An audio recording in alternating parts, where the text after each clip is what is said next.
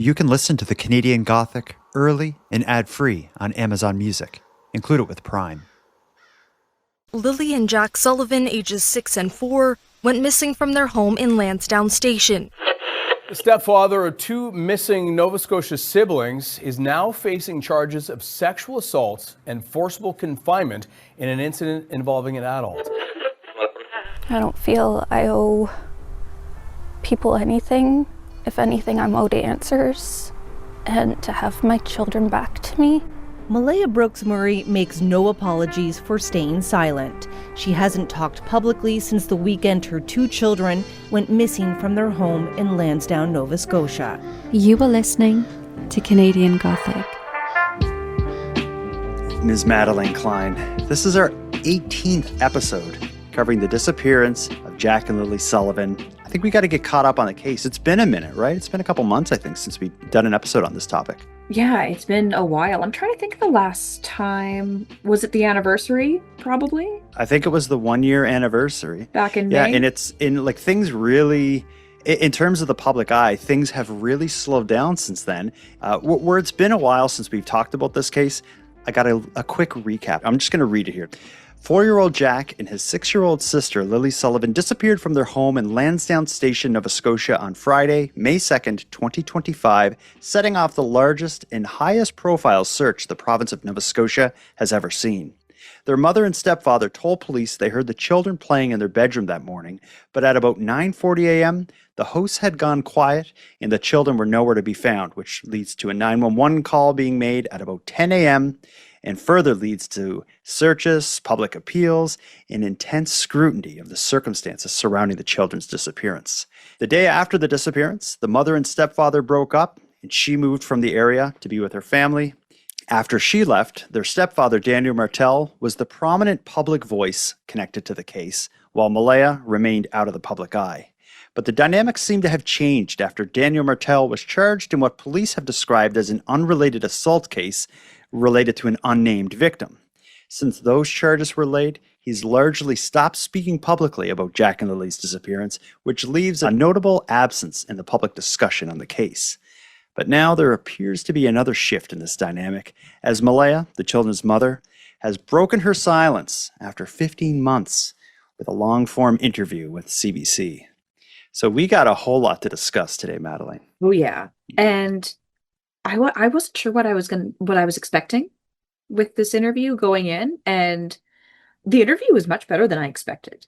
Yeah, I don't know what I was expecting. I think I just went into it with an open mind and a lot of anticipation because, again, if someone goes back and listens to our prior 17 episodes on this topic, we often bring up the fact that Melahya hasn't spoke. We don't know what Malehya's version of this is. You know, Melahya is this big question mark and this big mystery.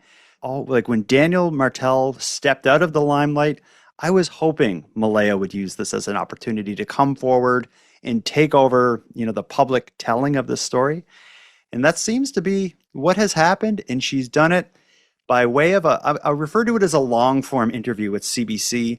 A lot of people who've seen the interview have seen these 4-minute kind of snippets of the highlights, but the actual full interview, which is available on CBC's website, is about 30 minutes long, and it is definitely interesting. It covers a lot of the main points, what happened that morning, what happened in the days after, why did you leave, why didn't you come back, what was life like in the house. It covered all the points. There's so much to talk about. I have pulled out the main pieces that to me really speak the loudest. We'll go through them one by one, but let's kind of start at the beginning. You said it was a good interview. Tell me about it. What was good about it? What was the overall feeling or vibe you had watching it? Well, it was definitely melancholy, and I don't know, it wasn't a happy interview, and nor were we expecting that. But I don't know why I thought it was better than I was expecting. I just thought what can she tell us that we don't already know? Mm-hmm. You said that her silence has been a big question mark this whole time, but not for me. I've always figured the cops told her not to say anything. Yeah. As someone who covers missing persons cases in Canada and has for a long time, I'm forever speaking to people close to these cases who tell me the advice I was given was to not say a word, but I'm now going public because a year has passed and I'm not getting anywhere and the police aren't giving me regular updates. So I'm, taking the power back.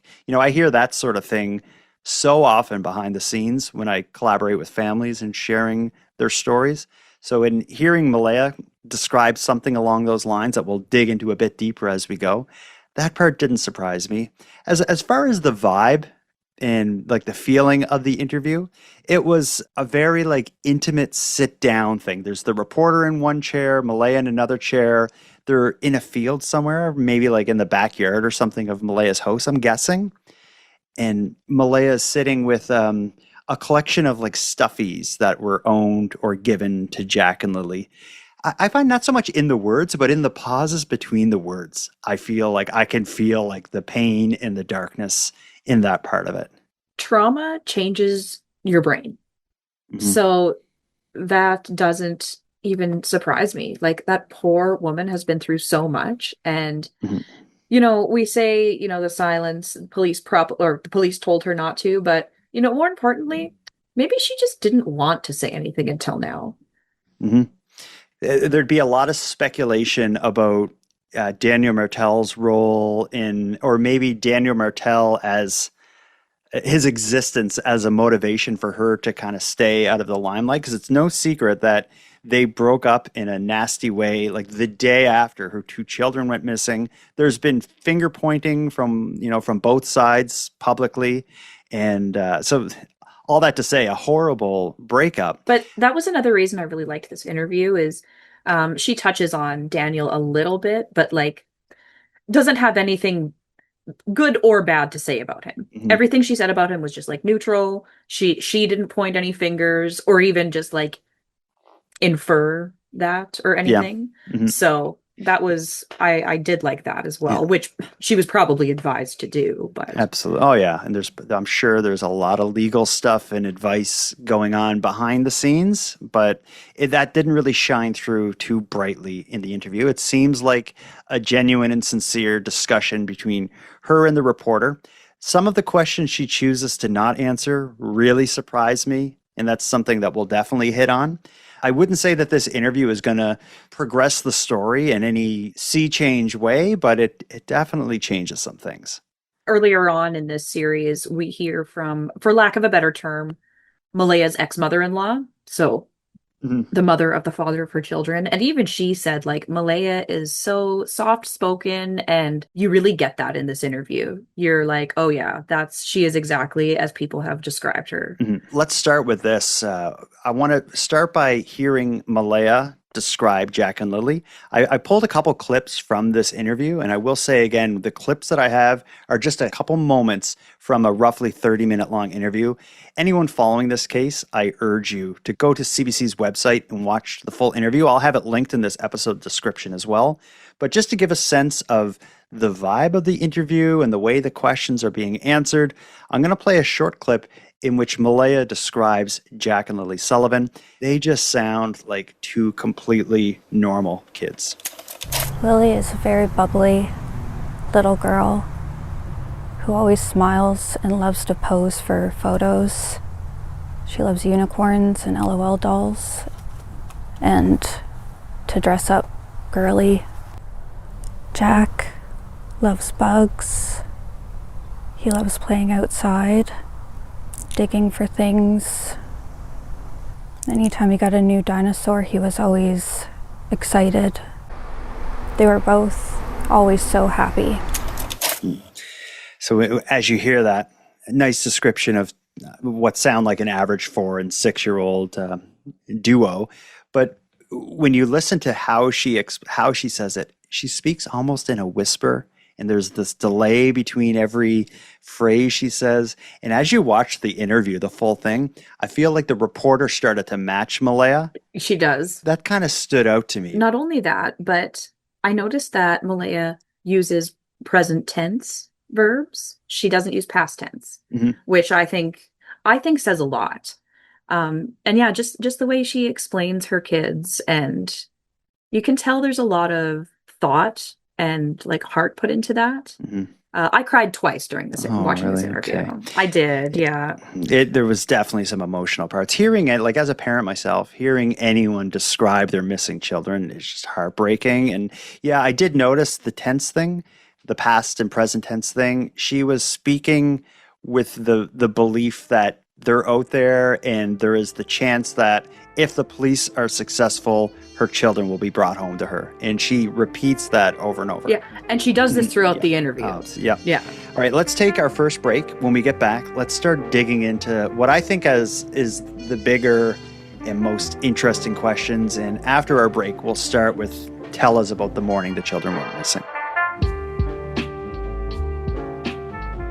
So once the interview gets cooking, they get right into the big question. The journalist asks Malehya to tell us about the last time you saw Jack and Lilly.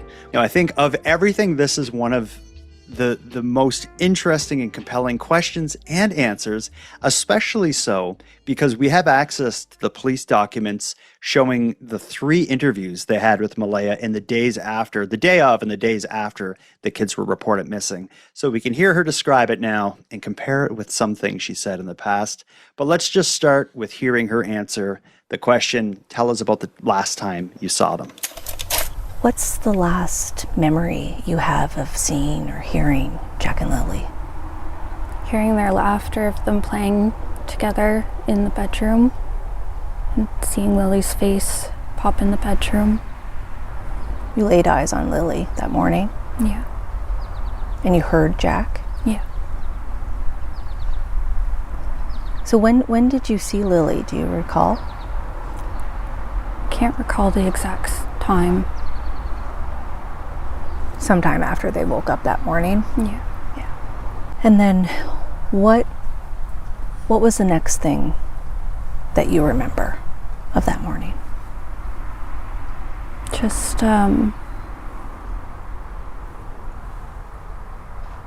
waking up, seeing Daniel next to me, and I didn't hear them. And I woke Daniel up and said, I don't hear the kids. So we both went out, and then that's when we started looking for them. And that's how it all unfolded from there. You called 911. And then chaos ensued, basically. Yeah. So that account of, a very casual account of the morning of Friday, May 2nd, it fits the basic timeline and version of the story we've heard up until now, and that in the same story that comes across in the original police documents. But what shocked me is in the CBC interview, it was incredibly vague.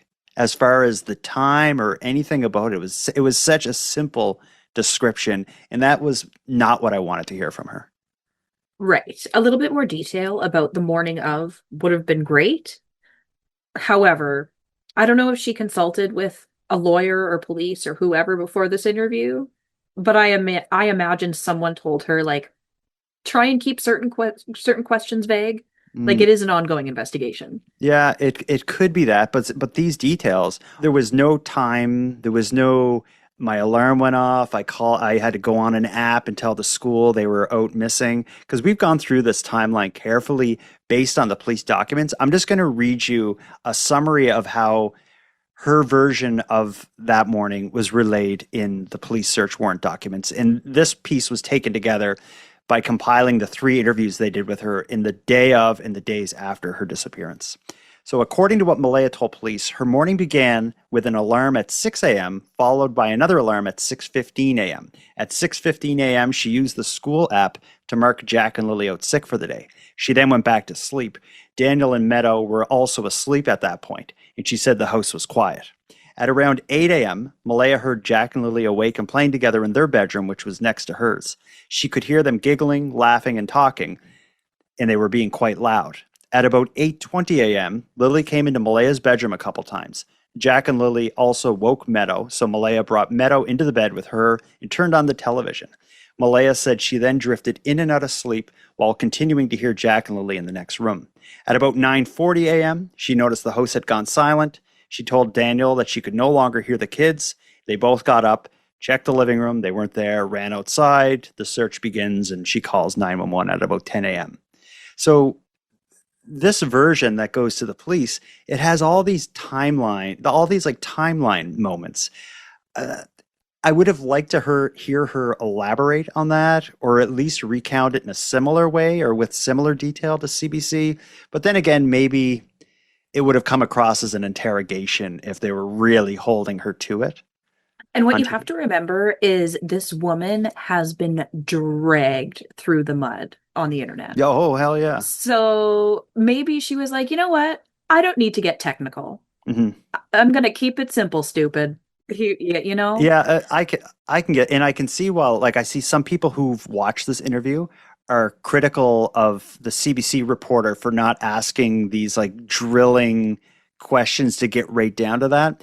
And I've kind of been in that position before where you're talking to someone and you don't want to set them off or upset them or back them in a corner, and you just want to create this welcoming place to tell their story.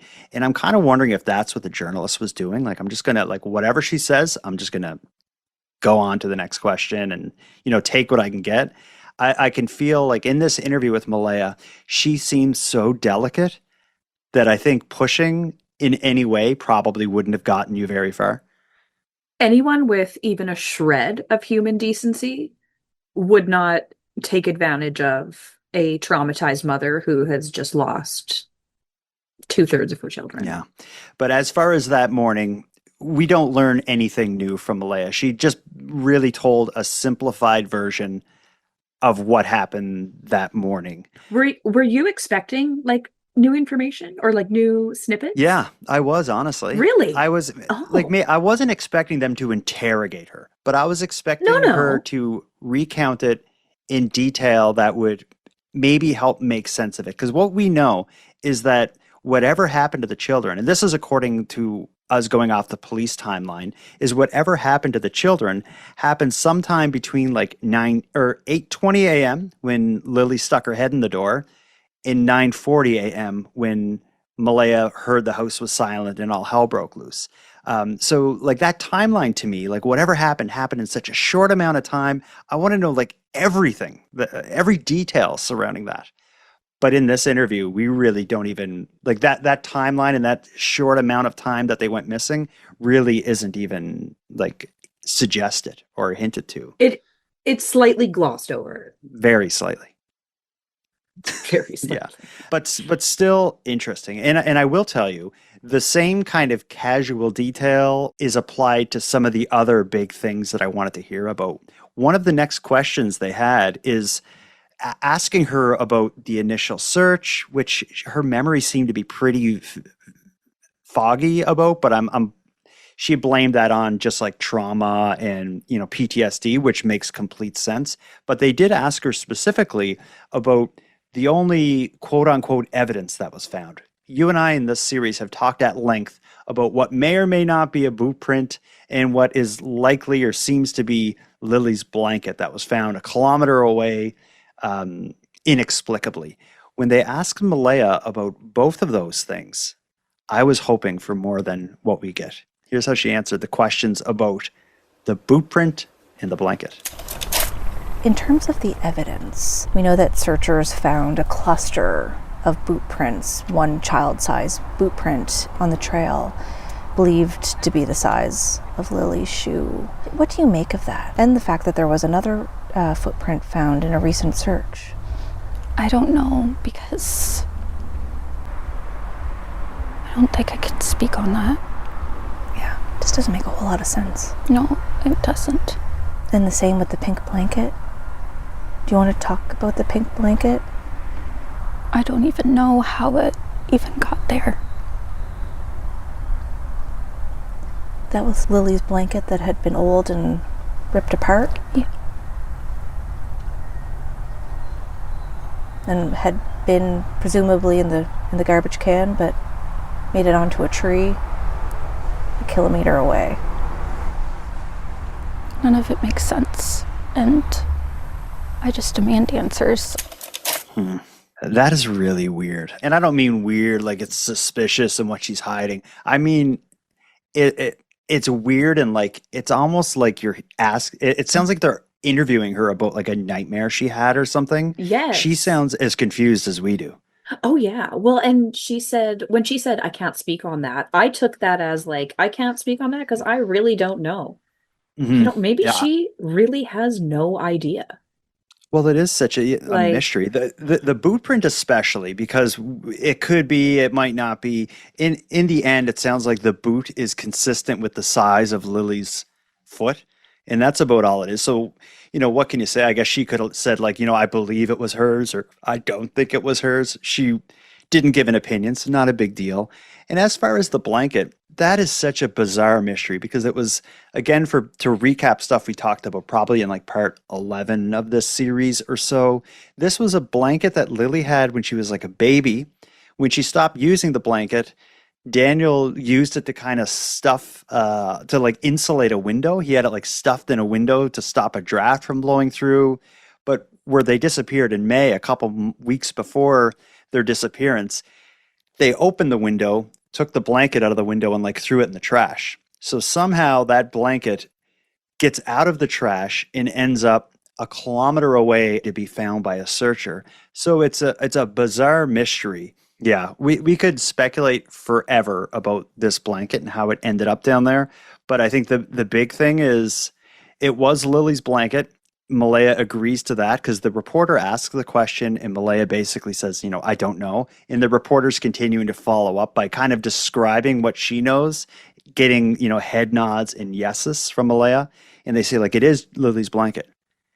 And it was, should have been in the garbage, but it was found in the woods. And Malaya's kind of agreeing with it. So it's not Malaya's words describing it, but she gives, positive affirmations. So we get nowhere as far as new information on that point. yeah, the interviewer really leads this portion of the interview. Yeah, there was a lot of times that she did lead it, and she had to because Malaya's answers were very short. So I think she was just trying to get a bit more out of her. Now, I didn't know if I want to save this part for later in this discussion, but I want to get right into it because of everything we hear in this interview. There was a lot of interesting parts, a lot of strange parts, but for me, the big moment, the biggest revelation, although it's just a further mystery, is this thing that I'm going to refer to as the forbidden question. Now, in the interview that she did with CBC, they're asking her, did you feel like you're a suspect? They interrogated you. You did, polygraph testing. And she's kind of talking about what that experience was like. But one thing she brings up is that there was a question that they asked her that was so upsetting, so heartbreaking that she couldn't even say the question. And this becomes kind of like a centerpiece of the CBC interview about what this question could be. And at the end of the whole interview, my big question is, what the heck is this question that they asked Melahya that she can't repeat? So let me just play the clip of Melahya describing being polygraphed, and she'll begin to describe this forbidden question. You've been polygraphed how many times? Twice? Twice. What was that experience like? It was nerve-wracking, mostly because of the question I was asked. The second one wasn't as bad because I had already been through one. What was the question? The first one was if I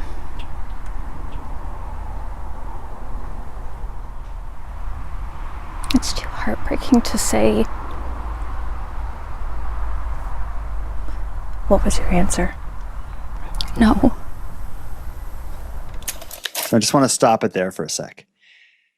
So they asked her, what was this question? And she says, it was too heartbreaking to say. When I was listening to this interview, at this point, I'm thinking, obviously the question is going to be like, did you harm the children? Did you kill your kids? Something like a hard-hitting question like that. When, in a polygraph, that would be a common thing. Like generally a polygraph is going to be based around like one or two questions they want to get answered. And the rest of them are just kind of controls and setups. So like, what day is it? What's the weather like outside? What did you have for breakfast today? And then they'll hit the big question. Were you involved in the disappearance of Jack and Lilly? Something like that. I assume that's what the question that's so heartbreaking is going to be. Are we on the same page? Absolutely. That was my first thought, right? Okay, well, let's keep going. Did police ask if you had anything to do with the disappearance? No. But I kept asking that question myself to them, and they would just reply, "That's a good question," but also I didn't know why they wouldn't polygraph me for that as well. You wanted them to ask you that question?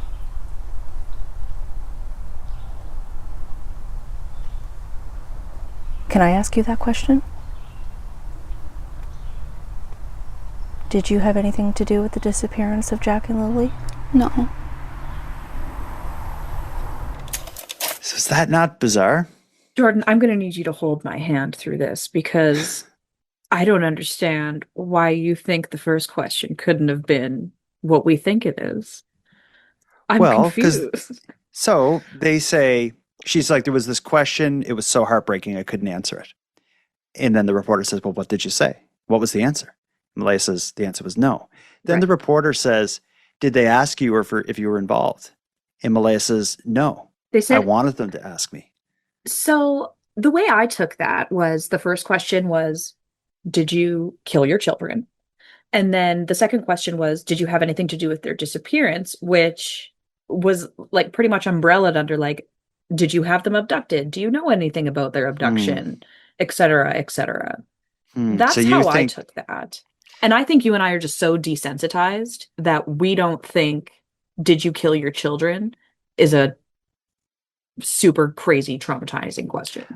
I feel like, were you involved in the disappearance and did you kill the children? I see that as like one thing. Oh no, different questions. Apples and oranges. So you're leaning on this forbidden question being, did you kill the kids? Yeah. And then the question that they didn't ask Malehya that she wished they had to have was, were you involved in their disappearance? Which is like strange because I would have assumed that was question 2. Okay. Why wouldn't they ask that immediately after? Yeah, it would just make sense. But I wish, Also, can we talk about how weirdly she worded that? Oh, I found every bit of that segment that we just listened to was oddly worded the whole way. Again, I said this already. It was almost like interviewing someone about a dream or a nightmare, and they're still kind of half in it. That's what I feel with Malehya. She's still kind of all in it, if we think about it. The worst of the worst. And I think it shows. Imagine. Yeah. It absolutely does. So you think the question that I see as the forbidden question was simply, did you kill the kids? And I think, I guess it's a matter of opinion. To me, though, that and were you involved in the disappearance are like one thing. And if she can't mention one why could she mention the other? But I thought maybe this forbidden question was specifically asking about something so upsetting and something the average person wouldn't have thought about. Maybe something unique to their situation or their family that the public doesn't know. That's kind of where I went. But why would that be imperative to the lie detector test? Mm-hmm. And the first question. Yeah.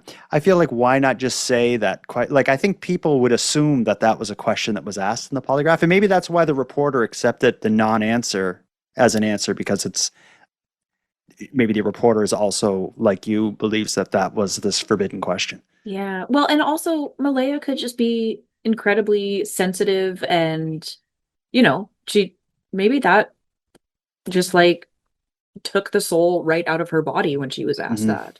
You know what? As we're talking this through, let's back up to you discussing her using present tense. Mm-hmm. Throughout this entire interview with CBC, we have said that Malehya is using present tense. She's talking about the kids being out there, hoping they're being looked after, and hoping that the police investigation is a success so her children can be brought back to her.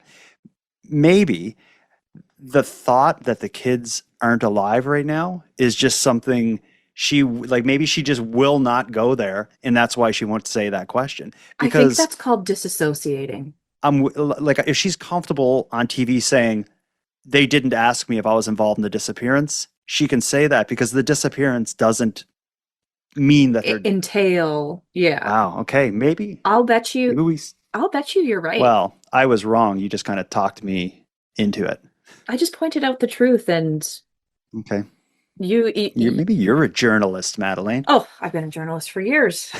I could work for the FBI. Let's move on to some other questions. A lot of them are questions she won't answer, but what she does say, I think, is pretty telling. One criticism that's been cast Malehya's way since the very beginning surrounds her breakup with Daniel, specifically surrounds her leaving the area the day after the kids went missing. That's a criticism you'll hear far and constantly, and have heard for 15 months now.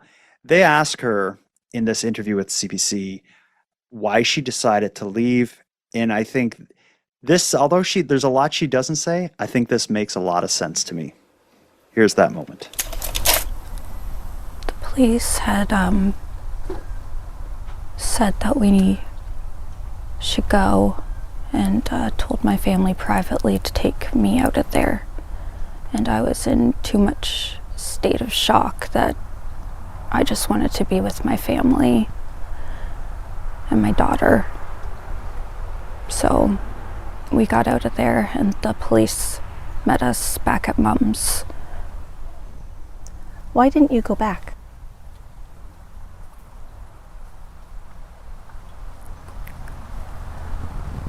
I don't think I can touch on that right now. So we'll call that the second of 3 forbidden questions that we're going to get into. But this one, why did you leave? That makes a lot of sense on a few levels. For one, if you're the cops going in to investigate this and things are looking a little weird, I think the first thing you want to do is get like Malehya and Daniel separate and talk to them separately. So I think it would be in the police's best interest to separate them, but especially so if there's fighting going on, and there was at this point. There was already accusations from Malehya's side of the family that Daniel was involved and that he was a meth head and all this stuff. We've talked about this kind of dispute. So maybe the police are thinking, we got to separate them because this is crazy what's going on here with these families, but also let's separate them and talk to them both separately.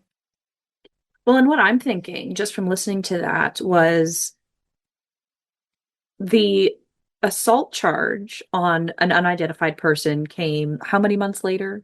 Yeah, the charges were like somewhere around like the 8 to 10 month range of after the disappearance. But we should mention something about these charges. Whoever's complaint led to the charges against Daniel, they can't reveal it. The case is still before the court, so they're not going to, whoever this person is, they're not going to talk about things relating to Daniel Martel assaulting them. We know that the incident that led to the charges happened when Daniel and Malehya were together, and we know that they happened on the street that Daniel and Malehya lived on together. So let's just leave it at that. But I think what you were going to talk about was the fact she can't say or wasn't willing to say why she wouldn't go back to Lansdowne Station. Well, not only that, but I'm wondering if the original separation was if there was obvious evidence of abuse and they said, yeah, you go, it's not safe to come back. And maybe if she didn't want to press charges, the police did. And that's why it took a few months. But that's totally speculation. We don't know who this unidentified victim is. Yeah. So. That's kind of a bit of like kind of the, I don't know if the word's the black horse, but that's kind of a bit of a shadow that's over some of these questions. One of them being, why didn't you go back? It does seem like there's a reason, probably a legal reason why she wasn't willing or didn't want to answer that question. If you're keeping score, why didn't you go back? That is going to be the second forbidden question, the second question she didn't want to answer. Let's take our final break. When we get back, we're going to hear the third question that she didn't want to answer. Of the entire interview with Malehya, very little was said about life in the home in the lead up to Jack and Lily's disappearance. There was nothing said speculating about or asking her about who she thinks responsible, what she thinks happened. All she really had to say on that topic was her belief that it was an abduction of some kind, and that is the only thing that would make sense to her. But let me play now the question, the third forbidden question. This was the last thing I'll play that she didn't want to answer. This is about life in the home. Is there anything you can say about what life was like before May 2nd in the home with Jack and Lily and Daniel?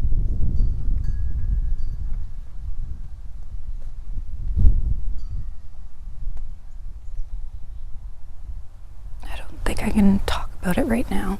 I'm sorry. It was very moody. I don't know if you could hear like the wind chimes in the background and everything. All that clip needed was like a crow cawing for it to be like straight out of like a heavy scene of a documentary. Horror film. Yeah, but it's she didn't want to answer that, and doesn't really surprise me for all the reasons we've set up until now, but she didn't want to go there. But I really do want to hear her side of what life is like, because we've heard Daniel Martel's side, and it sounded like he was there just saving the world as stepfather of the year the whole time. Yeah, he would have liked us to think that. Yeah. But I don't know.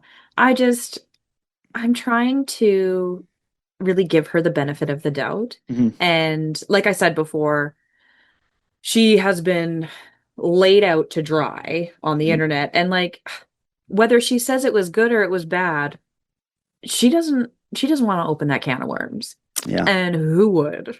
Like, I agree 100%. But we've heard Daniel Martel's version of what life was like in the house, and seemed to be a whitewash version, because when we heard from Malehya's ex-mother-in-law, so the biological father's mom, she described it just her being concerned and shocked by the state of the house. So I knew the truth was somewhere in the middle between those, and from the beginning, I wasn't on Daniel Martel's side with believing his version of what life in the house was like. I would love to hear Malehya's, but it doesn't surprise me that she wasn't willing to share that outside of a courtroom at this point and air it on CBC. there's probably legal considerations. So now let's move on to, I think, a question a lot of people have, and a big talking point on the internet. People watch this interview, and a big question everybody had is, why now, after 15 months, is she on TV telling her story? And there's been, there are people who, like Malehya, will never win them back. And I've seen people like ripping into her for what she chose to wear on the news and whether or not she had makeup. Like, Of course. So, as we say, never surprised, always disappointed. Yeah, that should be our motto here. But let's hear. CBC asks her, "Why are you speaking now?" And her answer makes a lot of sense to me. Here it is. I knew what the answer was going to be. I know there's been also a lot of questions about why you've stayed so quiet, and that usually a mother of missing children would be speaking out, and even on a megaphone. Why hasn't that been the case for you? Because the police had told me not to, that it would jeopardize the case, and I just did whatever they told me to do because I didn't want to jeopardize the case in any way. And I also wasn't ready because I'm continuing to go through extreme trauma. Even this is extremely hard for me. I don't feel I owe people anything. If anything, I'm owed answers and to have my children back to me. And I believe the police know what they're doing and that they're doing everything to find Lily and Jack and bring them back home to me. So why now? Why speak out now? I just feel I need to continue keeping their faces out there, that they're out there somewhere, and if they see me on TV, they'll recognize me and maybe somehow they'll be brought back home. Was that one of the moments you cried at watching it? It was, yes. So that is heart-wrenching. this was the part of the interview that really drove it home for me that, like, I think she's innocent. I really don't think she had anything to do with anything. And the reason she is doing an interview now is exactly why she said, like, she wants to keep their faces out there. She's right. She is not owed anything. Or excuse me. She does not owe anyone anything. In fact, she is owed her children. Mm-hmm. And before you played the clip, you said, you know, she's out telling her story now. She's not even really telling her story. We've commented on how vague her answers have been. She's not getting into any more details than we already have. Yeah, she's So, just. she What really is she just- doing? She's just putting herself out there. Exactly. She just wants to keep their names out in people's eyes and ears. Yeah, I know a lot of people have opinions on her answer there and her explanation, but it makes total sense for me. To me, I know for a fact I've talked to so many families of missing persons who said the police don't want me to go public. I'm not going to go public, you know, someday maybe, or I'll tell you information and I'll help you and Madeline do an episode together. But I don't want to. The advice I was given is to not go public and put myself out there. So there's that. The police will caution the families, don't talk. It could cause problems. Also, beside the fact that it could cause problems if you say the wrong thing or, you know, whatever, get yourself into trouble, it causes trouble for the investigators. So if Malehya and Daniel are on the news saying all this stuff, it just creates more chaos for the police as well. So for the investigators, in a perfect world, no one would talk about this. Yes. And they could just do their thing. So, but that's the thing. There is absolutely no chance that they told Malehya be quiet and didn't say a thing to Daniel. They told Daniel the exact same thing. And he was Absolutely. like, no. That speaks volumes as well to me. That you make a very good point, because we've said, you know, Daniel seems more than open to going on the news and talking. He was. Once the charges against him were filed, he vanished. I did invite him on this show. I had some communication with Daniel about the possibility of answering some questions and coming on the Canadian Gothic. He wasn't into the idea, and what he said to me, in fact, he has to be careful of who he talks to because there are private investigators who are trying to trick him into talking to them. That's what he said to me. He thought maybe I come across as so there's a Mr. Big Sting, or he thinks you're part of the Mr. Big Sting. Who knows? But anyway, he didn't. All that to say, he didn't come on the program at any point. But the other side of it, as far as why she's going public now, the fact that Daniel is out of the picture, he's not going public anymore. He is silenced until his court stuff wraps up, which is going to be a long time from now. That has created this vacuum of information. There's been very little coverage of Jack and Lilly because Daniel's not out there shaking the hornet's nest as he has been. This, I think, creates this situation where Malehya is motivated to go forward to keep the conversation going, but it also gives her the opportunity to come forward and kind of take the story back. And I think, like, I hope she uses it, because I do find Malehya is a much more sympathetic character than Daniel Martel in this. And I think she has the ability to really change the story and swing it in a different direction. That's probably better off than Daniel's. Yeah, she's very likable, and you really do want to feel empathy and sympathy for her. Well, I do at least. I choose to believe what she's saying, but I think clearly she's a very troubled person, and her troubles, I wonder, I would like to know about life before the disappearance, because as I'm listening to this interview, it is like an interview with a broken person who's trapped in a nightmare. Yeah. And I would really like to know more about everything that she remembers before this, just to get a better sense of what life was like before May 2nd. Because right now, life is awful and screwed up. But, to learn more about before, I would have really had liked. And I also would have. Maybe maybe in 20 years she'll write a book. Yeah, well, I think what might happen is now that she was on CBC, it was this big thing. Everybody was talking, but it's for the most part, this interview is from like a week ago or so. Oh. It's kind of blown over a little bit. So Yeah. I wonder if, maybe she's going to feel a bit better and she'll talk again and reveal a bit more, because I would like them to get into some specific questions about, about life before the disappearance, about suspects, about, just anything. I would like to hear more detail, because in this interview, there was very little of that, other than her insistence that the children are still out there and likely there was an abduction.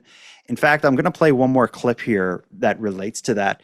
They asked Malehya about, what do you think went wrong in the police investigation or the initial search? And she uses it as an opportunity to really single out the lack of an Amber Alert in this case. In hindsight, what do you think went wrong? Well, I asked the police for an Amber Alert, and they kept telling me one's going to be issued, and I'd go back another few minutes and they would keep telling me the same thing, and all they sent out was that alert, and I don't feel like that was enough. The vulnerable persons alert, which went to 2 counties, basically. How do you feel the RCMP investigation has been going? It feels like I continue to get the same update over and over, and I keep asking for new avenues, and they keep saying we're working on it, and I just don't feel like that's enough. I feel like I deserve more than that, and I deserve answers on where they're at, and I need them home. Now, I just wonder if this also plays into her motivation to go public, where she's not too critical of the police in this interview. She says Not at they're all, good. actually. Yeah, they're doing good work. But in this case, she does say, or in this moment here, she does say, I'd like more updates. I keep getting kind of the same updates over and over again. I wonder if that's part of the motivation to go forward. I hope so. And as far as the Amber Alert, what they issued was a vulnerable persons alert to 2 counties. So it was an alert that went to phones in and around the Pictou County area. An Amber Alert would have been all across the province. But an Amber Alert, as we talk about all the time, is only when there's evidence of an abduction, and there wasn't in Jack and Lily's case. The police have, to this day, maintained there's no evidence of criminality. I know I've said this in previous episodes, not all of them, and I don't want to sound like a broken record, but when she was saying I'm getting the same updates, like things have really slowed down, it just reminds me of Devin Marsman's mom. She kind of said the same thing after the first huge break in that case. She said it was a year of not radio silence, but not enough information to keep her satisfied. Mm-hmm. And then, so she was kind of like, well, what the hell's going on here? And then out of the blue one day, about a year later, they said, yeah, we made an arrest. Yeah. So they really do have to keep everything under wraps. And as much as they would probably love to update her, they can't. Yeah. Because you can't give everyone, you can't show your cards to everyone, because one of those people could be the bad guy. And if they knew, then, anyone that doesn't work there can't know, because people babble. Yeah. So absolutely. Yeah. But all in all, I think those are the main parts of the interview. But again, this, what we just listened to, those clips we talked about and heard, are only a small piece of the entire thing. There's a whole lot more, a lot more about, life dealing with the disappearance and what things are like for her, how she spends her time, what she's doing. I'm going to have a link to the CBC full-length video in this episode's description, and I urge everyone to go watch it. I want to end with one last clip, and this is asking Melahya what she wants the public to know. And I think this, again, will speak to her belief that the kids are out there. Melahya, what would you like the public to know? If there was anything you could say. I want them to continue keeping my children's faces out there, keep reposting, just help scream their names to help bring them home. That I believe that they're out there somewhere and they will be returned home. I have dreams about them coming home, and I believe it.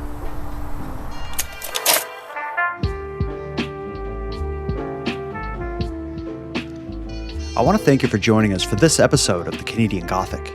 Before I end the episode, I want to send positive vibes to everyone affected by this case. And I also want to call out to anyone close to the case to reach out to me. I'd be happy to add your voice to the show if you care to speak with me. Now, with that said, I'm going to start wrapping up the episode, but before we part, I have to pass out a few thanks. First, a big thanks to Madeleine Klein for joining us for this episode.